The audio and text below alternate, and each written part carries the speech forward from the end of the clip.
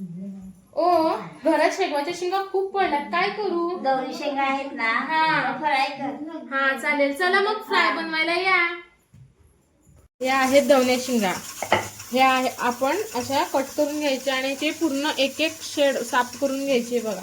हे असं आहे ना, तर हे असं स्वच्छ करून घ्यायचंय बघा, असं पाहिजेत. ह्याची सालं काढून घ्यायची.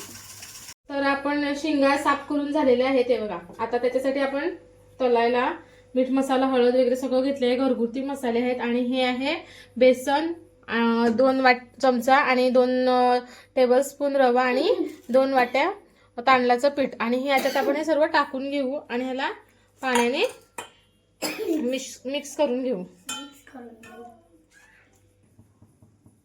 तर हे बघा मिश्रण मस्त असं एवढं मिक्स करून घ्यायचं आणि इतपत जाड ठेवायचं, पूर्ण पातळ आणि पूर्ण जाड नाही, एवढी कन्सिस्टन्सी बरोबर आहे. आणि शिंगांना पण एवढासा मधून कट मारून घ्यायचा.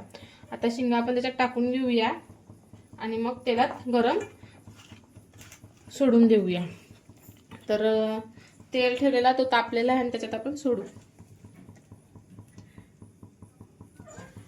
थंडीच्या टायमात शेवगाच्या शेंगा खायला खूप चांगल्या आणि दवणी शेंगा एकदम भारी लागतात, चविष्ट असतात. ज्या आपल्या नॉर्मल शेंगा असतात त्याच्यापेक्षा दवणी शेंगा ह्या खायला खूप छान लागतात.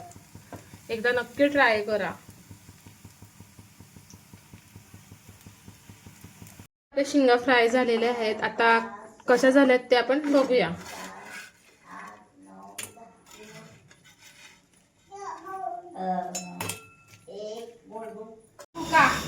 कावून बघ कसं झालंय. एक माझ्या पोळीला